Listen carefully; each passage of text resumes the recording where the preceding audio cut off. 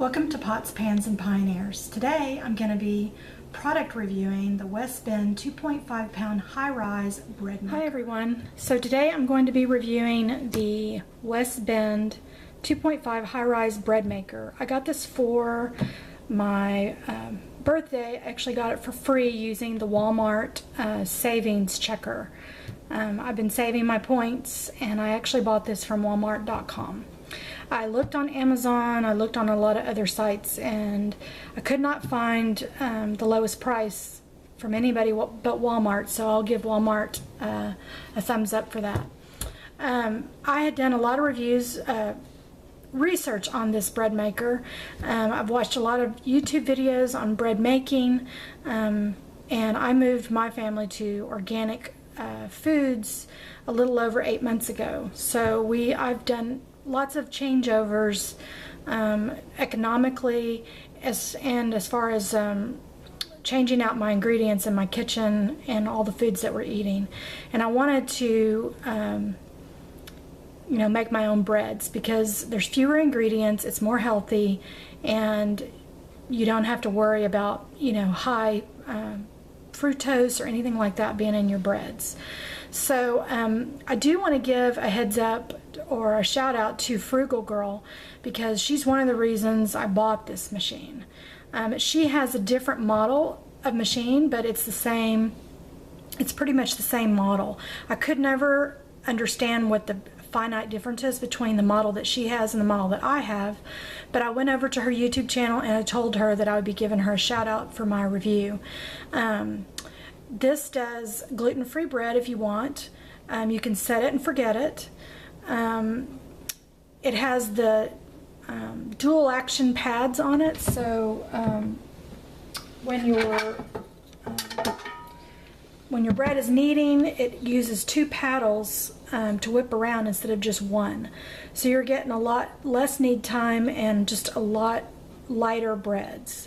I had purchased a bread maker from Walmart at the store, inside the store, about a year ago, and it just had one blade on it. It was little, I don't think it was WestBend, but it was another bread maker that I saw on a YouTube channel. I did not like that bread maker.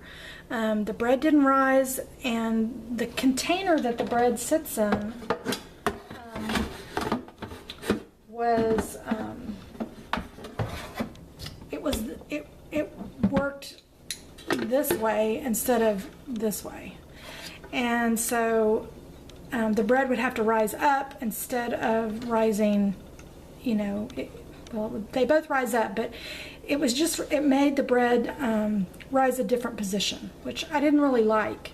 The way it came out and the way I had to slice it, and the top of the bread wasn't pretty, so I really wanted one of these that had the lengthwise, and I didn't want to spend $300 on a bread maker.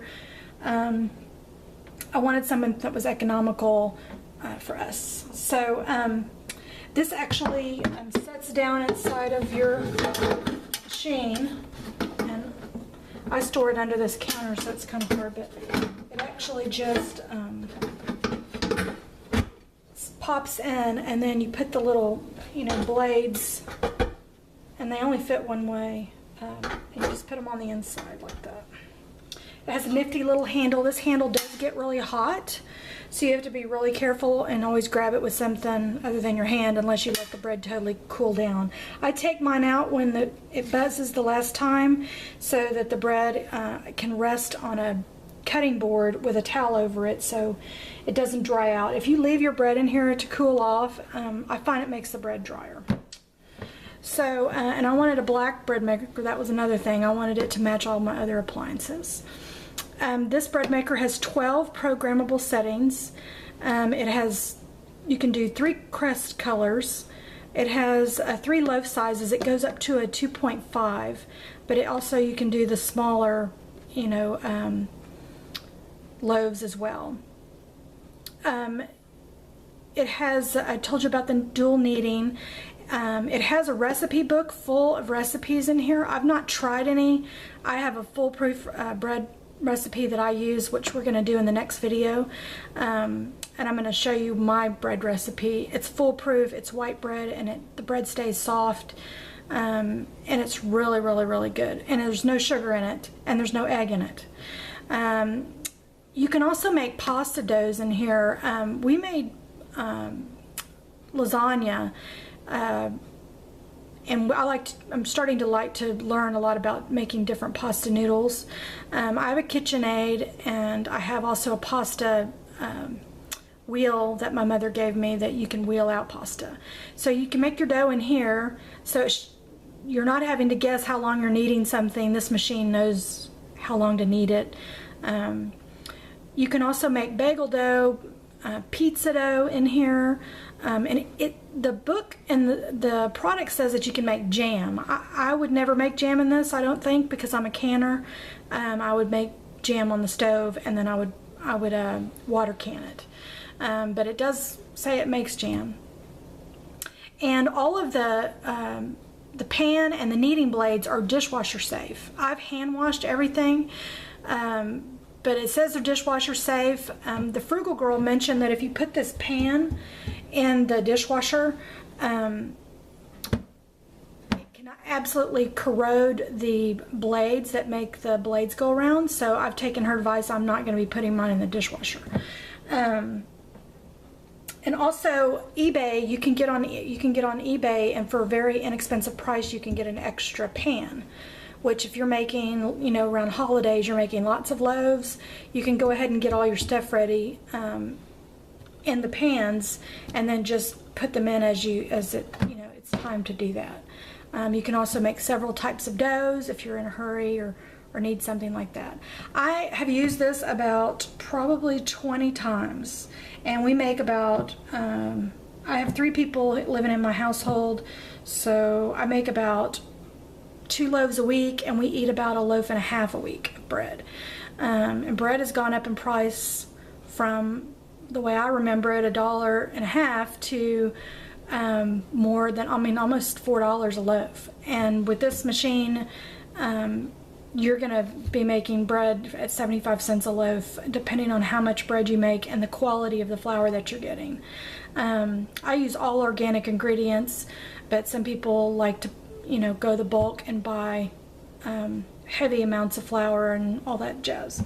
So I would highly recommend this bread machine, and I hope that this review has helped you. If you have any questions, leave them in the comments. I'm also going to leave a link to the Frugal Girl's review of the bread maker. It comes with measuring cups and all kinds of things. So, and it does have a 1-year warranty on it if you register the product.